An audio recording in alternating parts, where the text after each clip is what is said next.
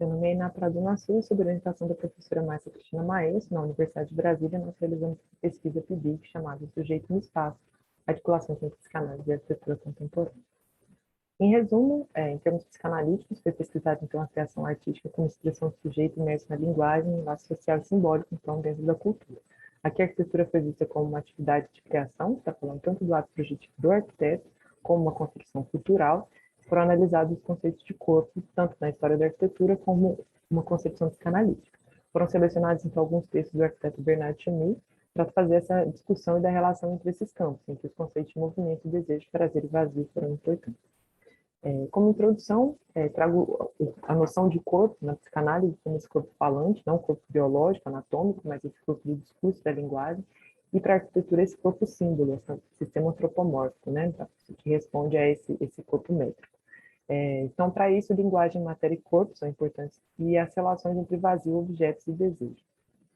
Um breve conceito do corpo no histórico da arquitetura, aqui trazendo da arquitetura ocidental, em que traz esse corpo humano masculino como essa base métrica, tem as raízes renascentistas de princípios construtivos de utilidade, necessidade de beleza, esse último termo falando exatamente da proporção e da simetria do corpo humano.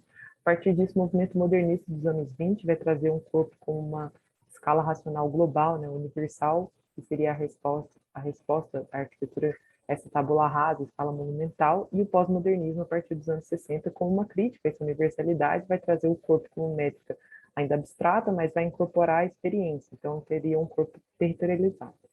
Na psicanálise, o sujeito seria essa relação do corpo, né, de materialidade com a linguagem, então o sujeito de corpo de fala corporificado, que ao imprimir o simbólico no corpo, se tem uma linguagem que toma corpo, então na palavra localiza o prazer. E para isso também a pulsão é um conceito limite, traz esse anímico psíquico, né, e o somático na materialidade. Isso quer dizer que o sujeito, então, surge, ele emerge desse fronteiriço, e não há separação possível entre psiquismo e corpo físico. O arquiteto Bernard Chamy, nascido na Suíça em 1944, nos anos 70 é um nome importante, tanto no projeto quanto na teoria da arquitetura, ele vai trazer a espacialidade como uma experiência. Então, para ele, o corpo, o evento, o espaço e o movimento são as causas da dimensão formal e material do ambiente.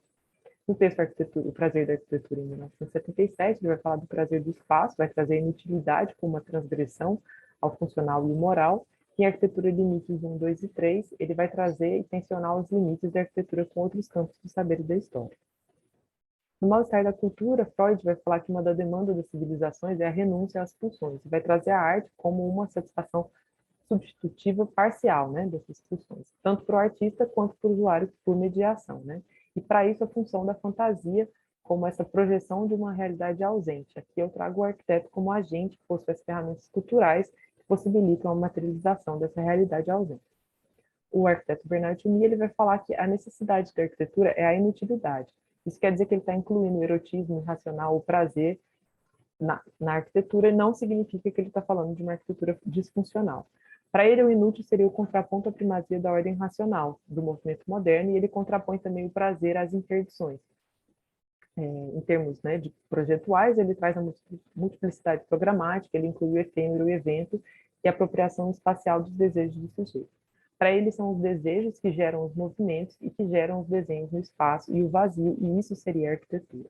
Ou seja, via imaginário, ele traz a incorporação do encontro a posteriori do corpo com a obra, dos corpos, né, com a obra, e ele faz a referência a um objeto exterior à obra, que seria o usuário. Para a psicanálise, o movimento, ele vem do desejo que remonta a uma falta fundante. Esse desejo, então, é a busca incessante do objeto irremediavelmente perdido, e esse encontro com o objeto A lacaniano, objeto causa de desejo, que seria esse direcionar o olhar, ou seja, o movimento do sujeito para os objetos, tendo a pele, então, como uma superfície de transição desse corpo fantasmático. Então, ele é dentro e fora sujeito e cultura. Por fim, eu trouxe Lacan, que fala que a sublimação na arte seria esse fazer com o vazio, né, na função significante, e traz a metáfora do oleiro, nessa criação, esse nihilo, nesse criar o vazio que situa a coisa freudiana, que é o objeto perdido, mas não o confina. Então, aqui em paralelo, eu trouxe a arquitetura como esse vazio em escala humana que convoca os sujeitos, tanto o arquiteto quanto os corpos em encontro. E, por fim, a pesquisa teve essa interação, né, dos limites entre os campos, da delimitação de conceitos, mais interação e discurso, né, diálogo entre a arquitetura e a psicanálise, trazendo a subjetividade e a materialidade para os dois campos. Por fim, eu trouxe as referências que eu usei, e é isso. Obrigada.